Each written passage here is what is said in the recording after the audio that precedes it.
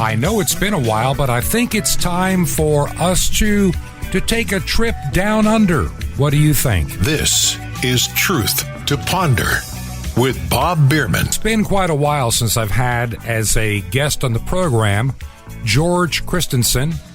He is from Australia. That's where he lives. He's a politician. He belongs to what is called the National Party in Australia. He's been a member of Parliament basically since 2010. And here's something that scares me. I realized today that he was born in 1978. That means I'm old enough to be his father. But he's a wonderful guy. He's a joy to talk to. He's like a lot of people that I know. He can be a lightning rod. But I got news for you. Sometimes, that makes some people a little bit uneasy. But I want to bring him to the program today again. Because, as we look at this world today between the tech censorship and the lockdowns and the coronavirus, it's not just in North America, friends. There are issues all over the world. So I welcome back to the program today my friend, George Christensen. George, as I bring you back, let me just ask this quick question. So how are things on the coronavirus front in Australia right now? Well, it continues on. We still have cities that go into lockdown for a handful of cases in Australia. Perth, which is in the west of Australia, Western Australia, locked down for one single case, which most people thought was insanity. As you know, Bishop Bob, I'm actually, should I call you Bishop Bob or just Bob? It doesn't matter. Hey, listen, my listeners, I'm glad you said that, because some people have mentioned that on my personal Facebook page. I used to show the title of my office in ministry, and I've learned over the years that actually Facebook frowns upon that, and I actually had a rule against it. So in order to be, Mr. Nice Guy and comply, because it is their forum, and if, just because bishops and abbots were able to kind of sneak under the radar screen doesn't make it right. And if you look at my About Me, you can find out that I am. So, I've gone back to Bob because, as someone said, you were on radio for 50 years, long before you were on radio for a long time before ministry, and that's how many people know me, or, to this day. And because I still use Bob Bierman on the radio, that's not a problem. So George, you can call me Bishop, you can call me Bob, just don't call me late for dinner. That's all I ask. We'll try not to. Okay, well, I'll, out of deference, still refer to you as Bishop Bob. But, look, we've had this craziness in Australia where we locked down for a handful of cases, and the latest city to lockdown is once again Melbourne, Victoria, Australia, which, because of their government is just actually, sadly, a disgrace to the nation. Freedom's disappeared overnight once again for all of those citizens in Victoria. There was shocking scenes yesterday, actually, that I was made privy to, and what it is, there's a news outlet, an online news outlet by the name of Rebel News. Now they're based out of Canada, but they have one Australian journalist by the name of R.V. Yemeni. Now, he's an activist journalist. There is nothing wrong with that. There's plenty of them on the left, I can tell you. Of course. That's all they are at CNN. This guy is from the right, and he attempted to go to a press conference with the Premier of Victoria, which is akin to a governor in the US, and police actually escorted him out. They stopped him from attending the press conference, and they escorted him out on the direction of one of the advisors to the Premier. Wow. So that's the state of affairs over here. I still think that much worse than this virus is the fear itself, and absolutely, that have come from it. And I need to mention this, because a lot of the listeners to this program listen, of course, in the Northern Hemisphere, We have some heading towards South America, but they're still kind of at the equator line. And so they see a perpetual Florida kind of weather, the endless summer, endless spring. But where you are, down under, as we call it, or you call it, your seasons are exactly the opposite of ours, as we are hopefully getting out of our long winter. And it seems to be holding on with a death grip in Texas and the Midwestern United States. You know, it's hard to believe that in just about a month from right now, month and a week and a half, is the first day of spring up here in our part of the world. Now, you don't really believe that when you live in Michigan or New Hampshire, but you will believe it if you live in Georgia, South Carolina, Alabama, the southern half of the United States. And this extreme, strange, frozen cold front coming through Texas, hard to believe in 6 weeks will be a mere memory as they're looking at budding trees. But you'll be heading toward winter. And the reason I'm pointing this out is that, you know, we had the President of the United States talking about it's going to be a cold and long winter. And I guess that was for the weather and the virus and the politics and our personal feelings, and everything was going to be a rough time. And that was what we were told. Now, you're getting ready. You're in the middle of summer and you're still locking down. And then they're trying to give us some kind of phony hope for the spring, fall, and maybe next, spring, summer, maybe next fall. So how is the summertime case numbers? And then I got a number about cases. You may or may not know the answer, but how have things actually gone there? Negligible. I mean, there has hardly been any case, hardly been any deaths, I should say.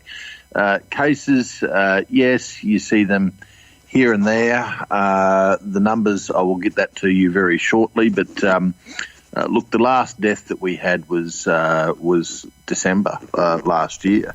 Wait a minute. December of last year was the last recorded death that you know of, and that would be considered a corona death, correct? That is correct. I think the date was the 28th of December, one death. Prior to that, we're talking about the 30th of November, one more death. Mm-hmm. So, it is not an overbearing problem in Australia. I think right now the cases are down to really negligible numbers. And I'm wondering, and I'm going to just interject this. I've been pointing out on the program that I didn't realize this until a couple of days later, and somebody alerted me, and I looked it up to double check from reliable sources to make sure. I try to be very accurate. That magically on the 20th of January, the same day that Biden was up there getting inaugurated as the new president of the United States, the WHO changed on the 20th of January the requirements to actually have a case. And that was amazing that the old method of the PCR test all by itself with 37 cycle threshold, suddenly you need a lower threshold, and you need to have some real symptoms along with it. No more of this asymptomatic nonsense. You had to have a positive test with a lower cycle threshold, plus you had to show some symptoms, or you're not a case. Guess what happened in the United States? The case numbers have dropped to record lows since like September, October of last year. Like magic. Just like magic. Yeah. Well, in Australia, the situation has been different to that. The case numbers have dropped. Just saw the figures just then yesterday. 6 new cases. The last spike, if you could call it a spike, that we had was probably around about the start of the year. I think around about the 2nd of January, we had 35 cases, 35 new cases. So, as I said, it's negligible. And there is a reason for that. And the reason, if you fear the coronavirus and you just want to see it gone, the reason is good. If you fear the overreaction, the reason is bad. We went from a strategy in Australia of flattening the curve. You've heard that line many, many times. It was a strategy whereby you were going to basically ensure the virus didn't spread rapidly in case there was a huge problem with overwhelming our health system. Somewhere along the line, the story changed, the plan changed. It changed from flattening the curve to 15 days to flatten the curve became 30, became 60, and now it's 300 and something. We're still trying to flatten that curve. And so it went from flattening the curve. We've forgotten about the curve. Curve's long gone. Curve's over. We've gone from flattening the curve to eliminating the virus. And I sort of, look, I can understand why people are fearful. The media has hyped it up and hyped it up and hyped it up. Absolutely. We've got daily death tallies and that sort of thing, and they're showing what's happening around the world and saying, oh, look, we wouldn't want Australia to be like this. But, the problem is we're now trying to eliminate a virus. And I just, for the life of me, can't imagine any politician or political leader getting up calling a press conference and announcing, you know what, our goal this year, our number one goal is to eliminate influenza. I think people would laugh at them. But yet with this coronavirus, it seems to be what's happening, and it seems to be the kind of thing that's getting them actual public support. I really don't understand that. I don't understand that, apart from that fear is just through the roof. One of the things that I'm thinking about here when I'm looking at land mass and everything else, Australia has got a large land mass. You got multiple time zones. And a lot of people will say, but Australia's got a population of just south of, 26 million. That's right. But let me ask this: where is the population, centered for the most part? Where do you find the population? Yeah, look, that's the thing. It's a huge landmass, but the population is heavily concentrated along the eastern seaboard. Mainly, there's some over in the west, but you pretty much have the bulk of Australia's population concentrated in three cities: Melbourne, Sydney number one, of course, Melbourne, and then Brisbane in the state that I live in Queensland. So those three cities do take up the bulk of the population. The rest of it's spread fairly evenly along the eastern seaboard from right up the one side of Australia down to the bottom. And so it's not like it's spread out evenly over the landmass. There's the key. And that's my point. So when you're talking about a virus, people would say, well, they're 10 miles apart from their nearest neighbor based on, the landmass and population, and that's not true. They're in cities, correct? That's right. That's absolutely right. And if you have a look to see where the outbreaks of this virus have been, it has been in our capital cities. And can I just say, look, I often talk about the bad things that are going on here. Can I actually just say one good thing? Absolutely. People should have a look at the state government of New South Wales and what has been done in Sydney. And they have refused to do lockdowns as a knee-jerk reaction. They have taken a process of management, and they've taken a process that's very different to most other governments that we hear about, and actually they've been quite successful at it. And they're not getting the plaudits because there's not like nightly press conferences going on where they're talking about the numbers and trying to whip up more fear. They're simply managing things and getting on with life, letting workers go to work, let businesses open, and just managing the virus in a normal, coordinated fashion. And it's working for them. It is really working. And how have they done, let's say, as best as you can determine, compared to other places that thought that, locking healthy people up in their homes and demolishing businesses was somehow a good idea? How have they done compared to the other locations? They've gone very well. They've gone very, very well indeed. I mean, there's only been two situations where there's been a a problem. One was when a cruise ship docked in Sydney, and this is very early in the piece, and that cruise ship actually had people on it that actually had COVID-19, and they were unfortunately let to mingle in the community, which was probably a silly thing to have done, but it was a stuff up, and it was rectified very quickly. And I think they learnt from that mistake on how to manage things. And so, look, I'm not saying that they haven't done any draconian measures there. They did early on a very short lockdown late in last year. But it was considered that this was a last resort, and so they did an isolated lockdown of an area which was deemed to be a hotspot, and that was over very quickly. And they just opened it up again. People are at work, businesses are open, and they're just managing the problem. And I think that that's the way all governments should go. Yeah, because I think that, my fear, and I think you and I will agree on this, that oftentimes bureaucrats and people in government have used this pandemic.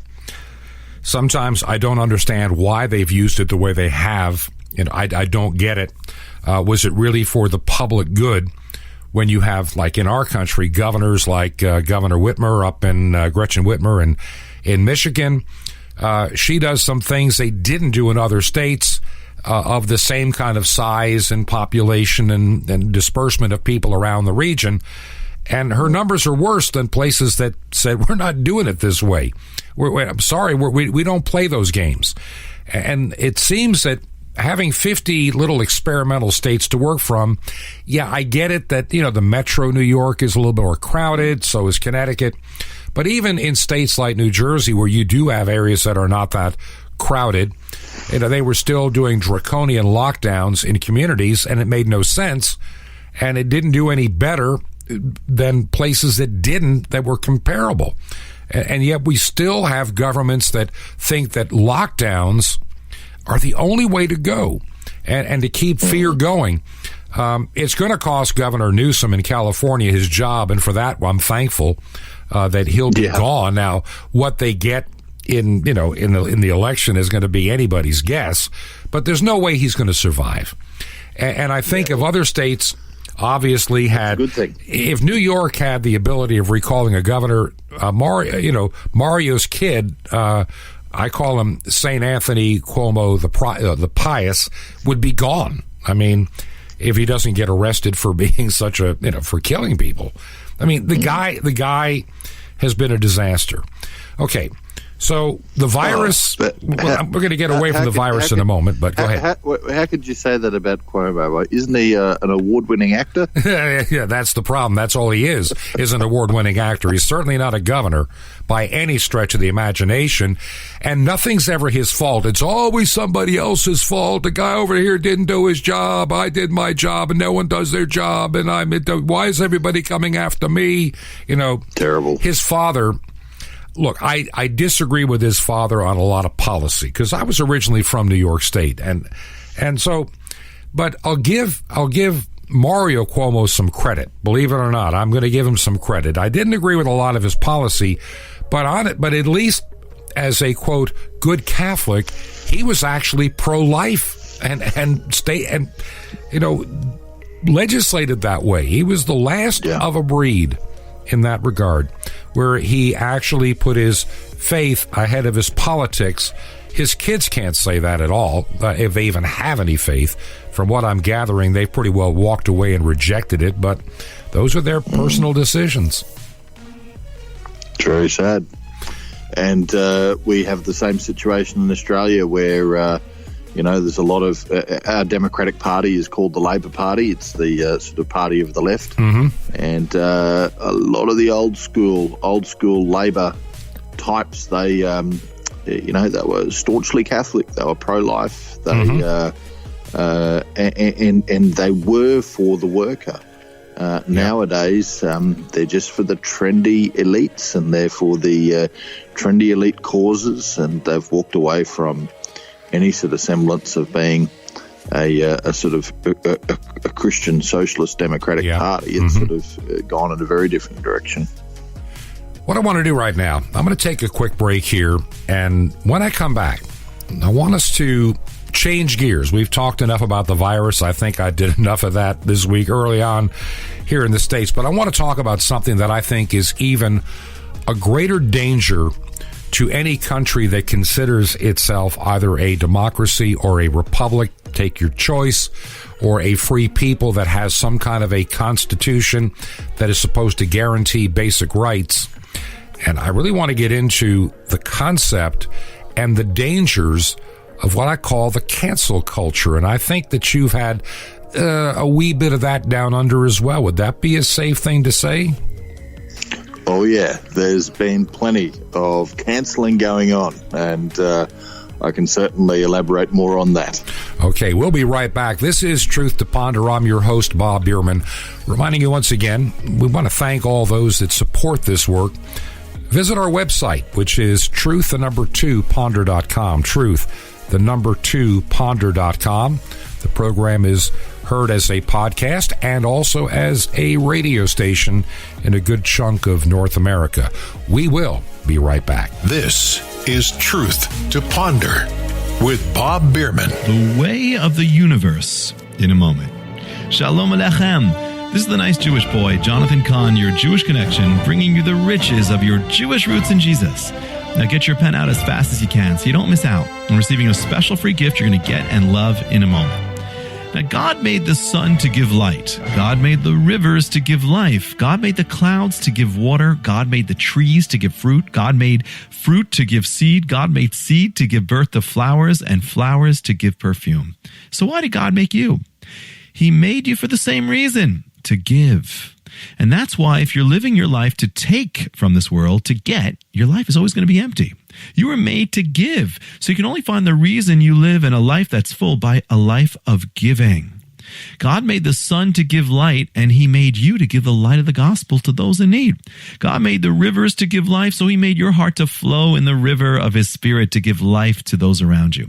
He made the trees to give fruit, so he made you to bear the fruit of the spirit, love and joy and peace. And God made the seed to be sown in the ground and bear a flower, so God made your ego to die to self and to bear a beautiful life. God made the flowers to give perfume, so God made you to bring forth the sweet fragrance of Messiah.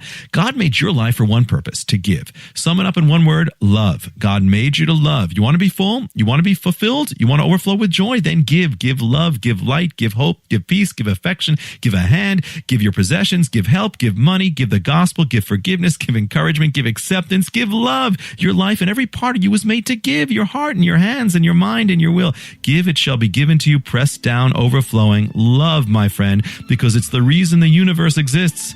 And you too. Want more? Ask for tithes and offerings. Now, how'd you like to receive something that we want to give to you? Special daily meditations and teachings with the riches of your Jewish roots in Jesus to give you victory for every day of your week, and updates on Israel and prophecy, a free subscription to Sapphires, and the incredible The Mystery of the Temple Doors, all free. You'll love it. How do you get it? Easy. Just remember Jesus' Hebrew name, Yeshua, and dial it. Just dial 1-800-YESHUA-1. You'll be blessed, but call now. 1-800-YESHUA-1. Now, I invite you to join me in the Great Commission to bring salvation back to the Jewish people and to reach millions of unreached peoples around the world on 5 continents. Just call now. 1-800-YESHUA-1. That's YESHUA-1. Or write me direct, The Nice Jewish Boy, Box 1111, Lodi, New Jersey, 07644. That's The Nice Jewish Boy, Box 1111, Lodi, Lodi, New Jersey, 07644. Till next time, this is Jonathan Kahn saying Shalom Aleichem, peace be to you, my friend, in Messiah, Hamatan, the gift.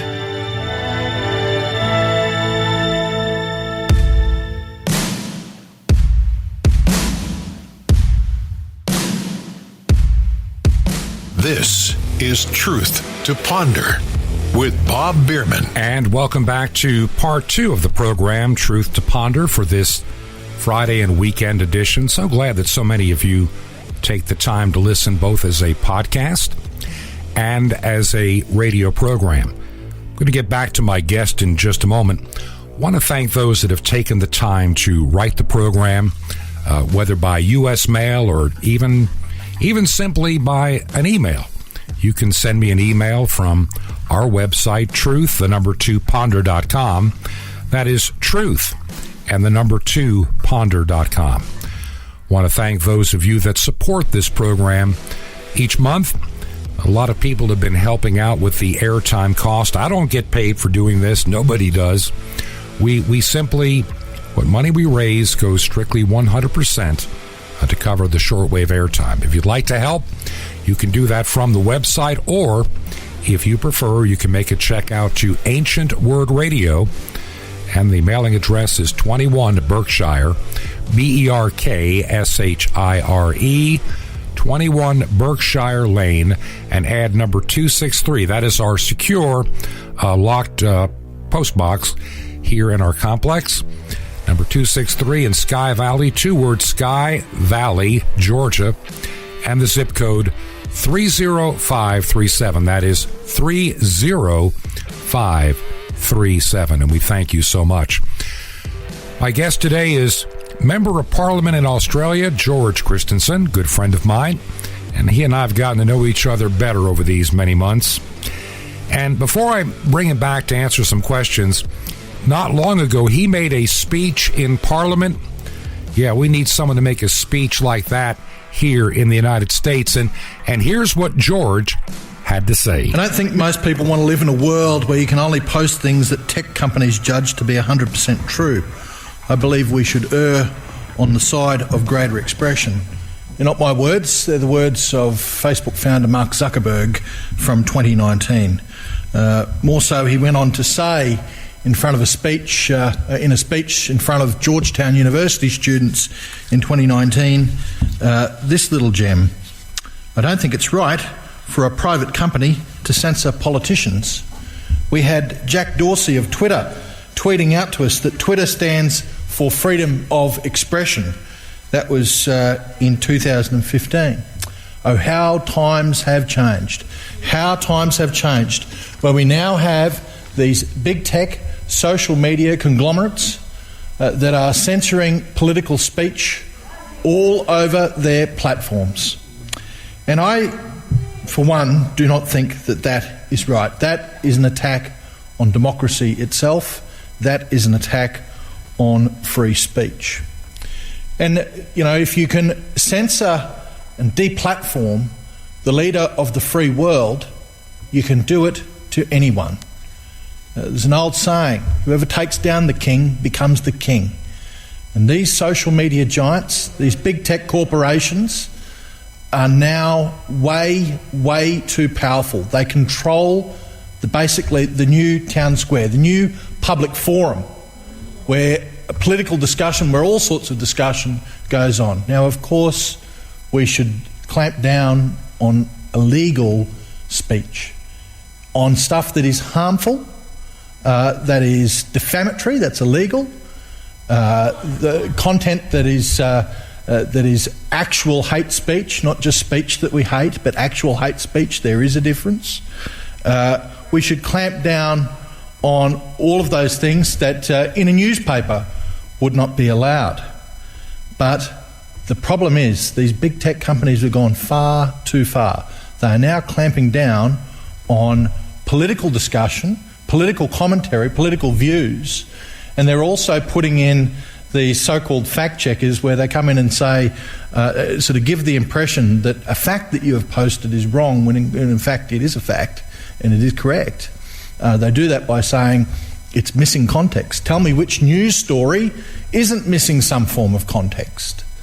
So this is a very, very big problem for democracy, a very big problem. And look, unlike other speakers in this place, I do not wish to censor more these big tech companies. I do not wish to censor what people are saying on social media platforms.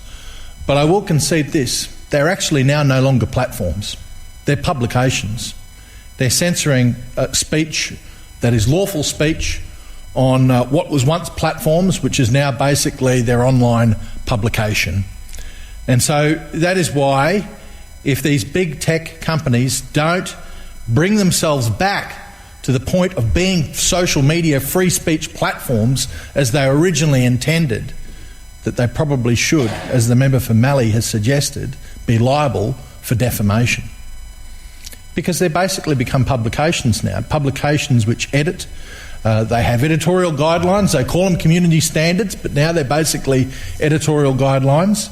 They're major publications which have a whole heap of volunteer contributors. And so if that's the model that they want, then that is what they're going to have to live with, and defamation and their liability for defamation is going to have to be part of their business as usual. Now, I wish, though, that they would just get back to what they were originally intended to be, platforms for free expression. I don't think we're going to see that, but I've got to say that this area, whether we make these social media giants go back to being platforms, or whether we say, well, you're now acting like publications and so you should be liable for defamation, this should be the focus of government, not simply having legislation which makes these big tech companies pay big news companies. I don't want to see big tech corporations paying big news media corporations. What I want to see is legislation here protecting the little guy, protecting the average Australian. And that is what this motion is calling for. And guess what? That little guy is you and us, even myself. Even a small little program like Truth to Ponder would come into that equation. You know, there are hundreds, if not thousands, of podcasts out there today that the big tech tyrants, they'll crush you like a bug if they don't like what you're saying. They're trying to have it both ways. We want to be a open forum, but we want to be a publisher with zero consequence. This is based on some old laws to help the internet get started in the 1990s. I think the time has come to change that. On top of that, it is the tech tyrants that are a big part of what is called the cancel culture. This is worse this is almost as bad. It's going to get as bad as the Cultural Revolution in China. I just hope it doesn't come down to people having to die like they did back in Mao's time in China. But in many ways, we're trying to cancel culture and erase history. This is scary stuff for what is supposed to be a free people with guaranteed rights. And now we have tech oligarchs using their power over a political party to crush speech they don't like. It's got to come to an end. This can't be allowed to continue in our nation or in any free nation in the world. George, I welcome you back again to the program. George Christensen, Member of Parliament in Australia. And so is the cancel culture a big deal right now in Australia? How would you put it? Well, it's playing out a lot. I gave this speech to Parliament and was talking about big tech censorship in particular, kicking people off social media platforms. Well, this very week, a friend of mine, a politician by the name of Craig Kelly, very outspoken, mainstream conservative politician, and he has been booted off Facebook. They kicked him off, barred him from the platform for 7 days. And why did they bar him for 7 days? Well, yes, it is COVID-related, and I know that you wanted to get away from, that's okay. from the virus, but unfortunately it seems everything's related to it these days. So they've booted him off Facebook for posting contrarian information. Now, the mainstream media, or the fake news media, as I like to call them, they have tried to say that, it's anti-vaccine material. Actually, he has never posted anything anti-vaccine. Mm-hmm. What he's posted is about alternative treatments that are out there, and it's not his views. He's not sharing his opinions or his views. He's sharing studies, some of them, most of them actually, peer-reviewed studies. Yeah, and that's what's scary. And see, you're getting into an area that really is getting under my skin with Facebook and Twitter. I mean, I'm going to say it. If anybody ever watched Jack Dorsey in any of the hearings in the United States by the United States Senate last year, the guy stumbling around for answers, knows nothing about his platform, and he comes off to me as a guy looking for a meth hit. I mean, he looks like a meth addict. You know, he was just, his eyes were just all over. He looked like with the deer in the headlight look. And this is the guy that is deciding that, you know, President Trump has been banished from the site. Oh, and he's banishing people like everybody cares. Personally, I don't care about Twitter. It's a waste of my time. I don't mess with it anymore. And you know, I'm with you. I banished myself from Twitter over a year ago. Let it be an echo chamber for the left, and they can think that they've won. That's how I look at it. An echo chamber. Twitter is a cesspit. It is a cesspit of people, mainly from the left, who are just trying to hurl out the most pithiest insult that they can and make themselves look good. I'm not interested in that. And, no. I think that Twitter's going to be deplatformed quicker than they think themselves because of the nature of Twitter. However, it's still, if someone wants to be on Twitter, Twitter once said that they stood for free expression. No, they did. Well, they did, he maybe. Tweeted that out himself. Now, if they stand for free expression, if they're truly a platform, just like Facebook, they should not be banning people.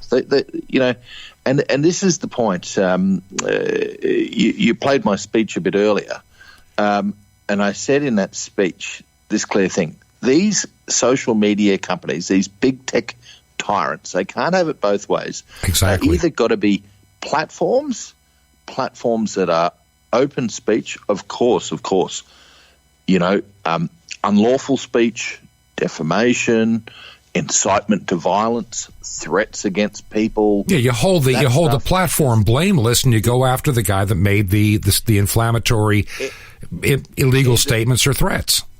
And I would give one more. I'd say that if the platform wants to take that stuff off its website, they should be able to do it, because you know why? It's unlawful. There is a difference.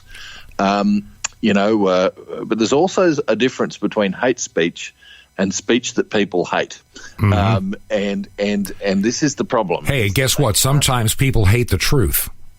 Yeah, and they can't decipher the difference. So they're taking off speech, mainly political speech, that is completely and utterly lawful in the USA, completely and utterly lawful in Australia, and they're doing it under the guise of this offends our community standards. Well, there is another word for community standards, or another term for it. It's called editorial guidelines. And when you have editorial guidelines, and then you're a publisher. You are a publisher. Exactly. And you should be liable for every single little thing that goes on in your publication, including defamation. Now, I got to tell you, I think that the big tech tyrants should be very, very worried about a country like Australia, as small as we are in the grand scheme of things, proposing to have defamation for what is published up on Twitter or up on Facebook. Even or whatever. Poland is looking at doing things of this nature, opening them up to expensive lawsuits and payouts. And I just can't imagine that their business model will continue as normal if Australia, and it's being talked about, the Treasurer, who you know, is basically the finance minister for Australia, has already speculated that he might look at doing this. And if we bring in defamation for these platforms and make them liable for it, you know, what are they going to do? Are they going to have 1 million or so people working in Facebook in Australia, checking every post to make sure that there's no defamatory content in there, for fear that they're going to get sued? Because I got to tell you, there's been a few very big payouts in the millions of dollars in Australia for defamation in recent times, and the stuff that is posted on some of these sites that they don't clean up when they should clean that stuff up, because you know it's defamatory, and defamatory is unlawful. You know, as well it should be in trouble indeed.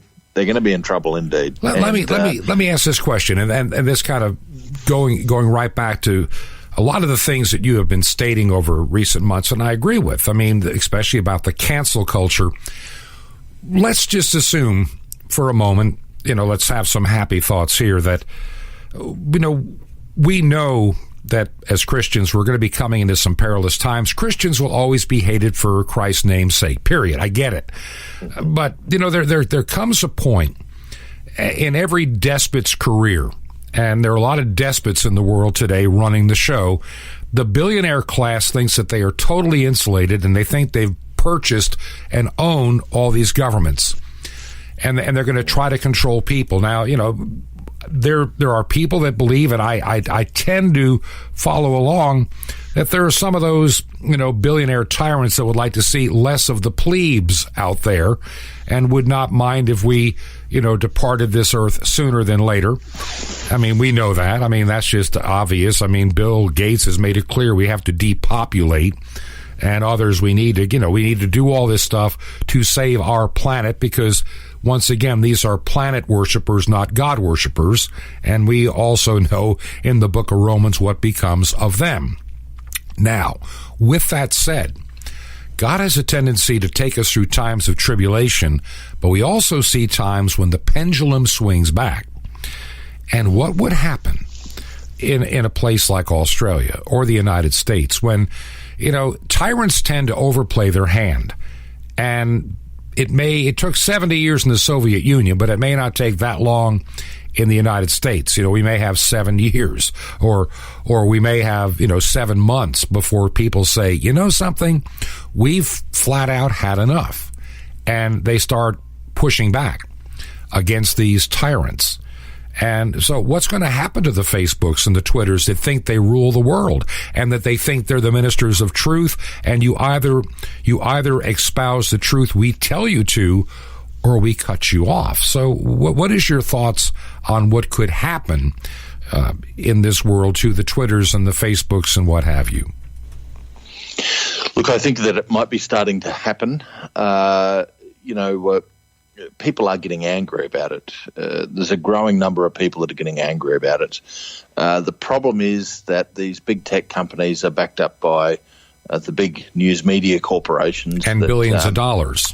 Yeah, and the billions of dollars that's behind them. And what they do is that they re-emphasize the fact that this politician, the one that I was talking about earlier, Craig Kelly, that he was kicked off Facebook for, quote-unquote, disinformation.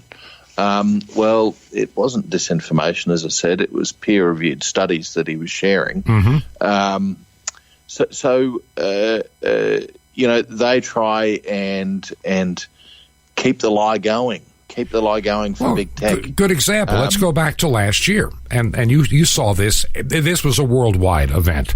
You had President Trump last year mentions the possibility of using hydroxychloroquine, and all of a sudden the media goes ballistic. You can't do that. You can't have that drug. Then you had Fauci. You have the CDC. Everybody, no, you can't do that. No, it's dangerous. Nancy Pelosi, no, it'll kill you. Everybody's going ballistic over hydroxychloroquine. Now, I happen to know a little government secret from my prior work that they started, believe it or not, in spite of all the media talking about hydroxychloroquine is bad, there's a lot of it stockpiled for the future. Now, let me explain something. As soon as Joe Biden gets in office, suddenly hydroxychloroquine is good again. How about that? Yeah. Surprise. Suddenly it's all, suddenly you had Facebook and Twitter and all the media was, hydroxychloroquine bad. You must, use the expensive drug. You must just, accept the fact you're going to die on a ventilator. You can't think that. We have to social distance and wear a 3-face mask and a pantyhose over our head now is what they're literally suggesting. And, for what? It doesn't do any good. The more you do it, we find out the less it works. So, so what's going to happen when the pendulum swings and what do you hope and pray for? What I hope and pray for is particularly against these big tech tyrants, because that's where the rubber hits the road for this issue. Because the reality is, whether we like it or not, these social media platforms are like the new town square. The old media is actually dying, and new media is coming. But the problem is right now, the new media is dominated by Facebook and Twitter. Yep. And to a lesser degree in Australia, Instagram and YouTube. Yeah, same here. But the problem is we're going away from the big corporate fake news media into the hands of the big tech tyrants, and who actually have more money than the. Look, when you think about it, this is a scary thought. When you talk in U.S. dollars, Facebook is worth over a couple $100 for every man, woman, and child on the face of the planet, including the darkest regions of the poorest countries in the world, where it's still worth a couple $100 per every man, woman, and child. As a company, Facebook is wealthier than Australia. As a company, Facebook is wealthier than Australia. So that's the scale that we are looking at. It's worth more than many nations on the face of the earth, even ones that produce gold and the stuff to make those batteries for the electric cars. I think pretty much you could say the same of Google. So, we're talking about, these massive multinationals that could be more powerful than governments. But here is where the fix will come in.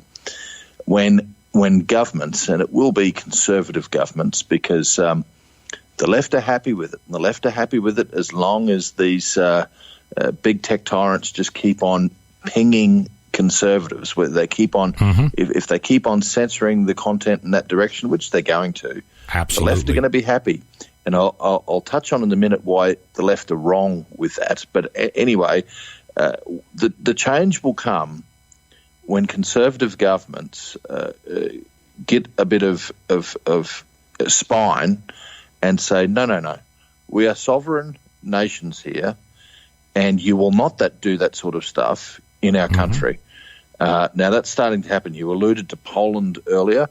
Right. I know that the Justice Minister over in Poland is got laws drafted, which is going to set up some form of government board or government council, which will oversee how these social media platforms regulate their spaces, and they will not allow certain things to go on in terms of censorship. Right. Every decision regarding some censorship or editing on a platform will have to be approved by this government council. So I suspect that they might just simply pull the plug on Poland and not have the platforms reach into Poland. Yeah, and you know what? That might be a good That's thing. fine. And guess what? Other countries may say, you know something? We don't need them here either, because I really look. You go back here in the United States, go back to early January, you've got the idiots at CNN. I mean, these people are brain dead, or they have some, satanic ritual going on that they worship to come up with the stupidity that they do. But I'm just saying, everybody was saying it was all Parler's fault that we had the Capitol break-in. Well, and that's how, they got deplatformed by good old Amazon. They're back now. Again, hopefully they'll stick around a while, like it or not. I mean, it is what it is. But here's what we do know. It was never Parler that was the platform people that were using to raid the Capitol. It was Facebook the whole time. That's what it just come out. It never was Parler. It was still Facebook, because Parler has... They're new, and there's too many issues with their speed and everything else, or connectability at times. So, it was not Parler. It was Facebook from the get-go. And it wasn't, honest to goodness, Trump supporters. Talk about something. It happened here in this country, too. But even your Australian broadcasting company was paying an Antifa guy for video from the raid. Paid him $2,500 United States, and I got to say, I saw that CNN and other sources had paid him tens of thousands of dollars. $35,000 from CNN, $35,000 from NBC, and the national broadcasting company, private corporation, it's not a government entity, but $70,000 to a guy in his 20s because he has an iPhone and knew how to take a video. Yeah, I mean, and the guy is up on charges. Yeah, and he's also known Antifa guy. I mean, he's under a lot of charges for his Antifa activity.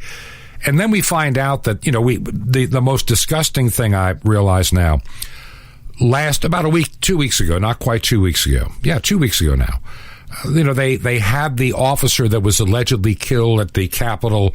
They had him lying, his remains, he was cremated, lying in state at the United States Capitol. And you have Nancy Pelosi and everybody saluting, the box and everything else. And the story that the New York Times had put out, he was killed by Trump supporters with a fire extinguisher. Turns out he died of a blood clot stroke the next day. He had been fine. He had been talking to family. Nothing from any of that. Well, then the new narrative is, well, maybe it was, bear spray or something. Well, if it's going to do something, that'll do it in minutes. It doesn't do it hours later, and it doesn't do it a day later. If you have a reaction, you're going to have one or you're not 24 hours later. The guy died the next day. And so the only people that died at that entire Trump thing were Trump supporters. So I don't want to hear, about the 5 that died. 3, by the way, died of just normal medical issues like, you get 250,000 people together in a town. The odds of somebody just dying of a heart attack is pretty significant with no activity going on. Yeah, so. That's right. And, but the lies are just unbelievable. In Australia, I've got to say that we have double the problem that the US has, because your news is already filtered through the fake news lens, and then we get it into Australia, and it goes through a double fake news lens. So the vast majority of people in Australia think that Donald Trump whipped up all these people, told them to go to the Capitol and destroy the building. When he never said it. Killing people. When he never said it. When he never said it. And, if you dare defend Donald Trump, you are seen as some insurrectionist or terrorist supporter here in Australia yourself. So, I get it. That's terrible. But can I just say, just on one thing I said before, the left support this sort of cancel culture stuff, support what big tech is doing, but they want to tread very, very carefully. It was only a few weeks back, if I remember correctly, that the Socialist Workers' Party of the UK, the United Kingdom, had their Facebook page removed. Now, there was also their student wing had their Facebook page removed, and there was some other small left-wing group in the US that had its Facebook page removed. At the same time, now I don't think this is a left or right issue, but the Julian Assange campaign, which to be fair, it's mainly left-wing supporters on the Julian Assange campaign. But the Julian Assange campaign had its shop removed from Facebook, where they were raising funds for their campaign. So why did all this happen? Well, Facebook come out and said, it was an error. It was our automation system. It conducted an error.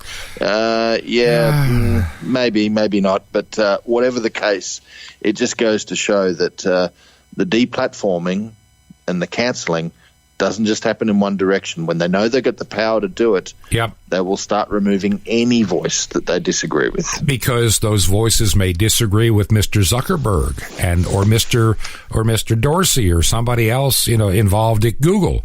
And so, these tech tyrants think they own you and that you work for them. George, it has been great to have you again on the program today. And we need to do this more often. And I know the biggest problem, people say, you need to bring George back. Well, they keep forgetting the 14-hour time difference that we have to deal with in trying to do this program. And unlike me, who's retired, you actually still work for a living as a member of Parliament. So it makes it even more difficult. Any last things? We got a moment here before we need to kind of, bring today's episode and weekend episode to an end. Anything you want to add?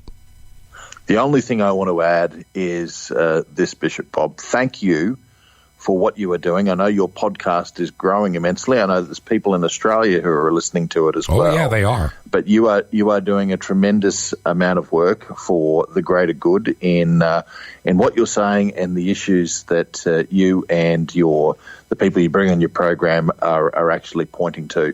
We don't get this from many other sources. So good on you, more power to you, and God bless. George, I want to thank you for being on the program today. And I know it's not easy for us to sometimes connect because of the time difference, as we mentioned just a little bit ago. But I like to bring you on from time to time. It gives a different perspective from another part of the world. We're told in the Scripture to pray for those in authority, those in leadership. And I know sometimes it's really not easy. I get it. I know. There are times when you see people in politics just doing just totally evil, horrible things, being totally untruthful, lying with impunity, and knowing that they're doing it and not caring, and looking after their power base for themselves, and you're just somebody to use to get from point A to point B.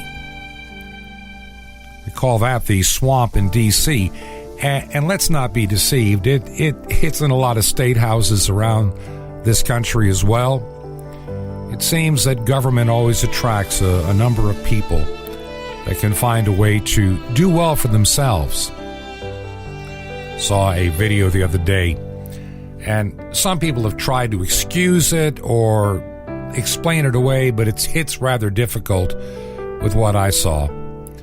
This one person that works in California, I think it was around the Lancaster area, shutting down a business and having a happy dance because she has a job, her paycheck's intact, and while she's watching this place on the verge of bankruptcy, she's just happy.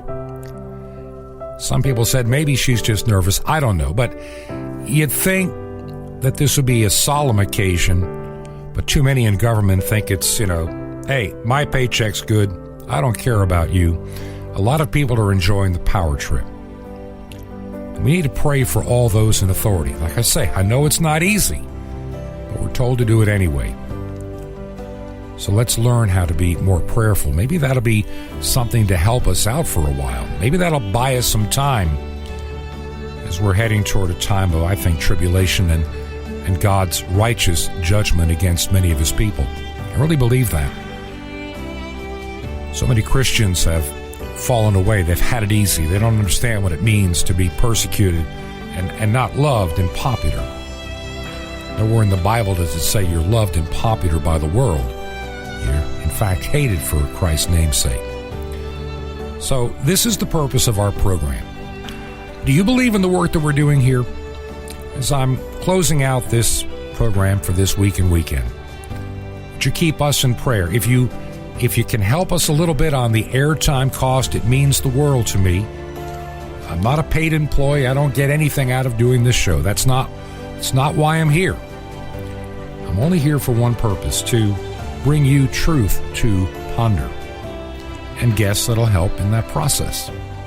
If you can help us make the check payable to Ancient Word Radio, and you can write us here at 21 Berkshire, Berkshire, 21 Berkshire Lane, number 263. That is, by the way, our highly secure post office box. 21 Berkshire Lane, and that's number 263. That is our secure P.O. box here, 21 Berkshire Lane, number 263, in Sky Valley, 2 words, Sky Valley, Georgia, and the zip code here is 30537. That's 30537. This has been Truth to Ponder with Bob Bierman. To find out more, visit our website, truth2ponder.com. That's truth2ponder.com. Truth to Ponder, shining the light of truth in a darkening world.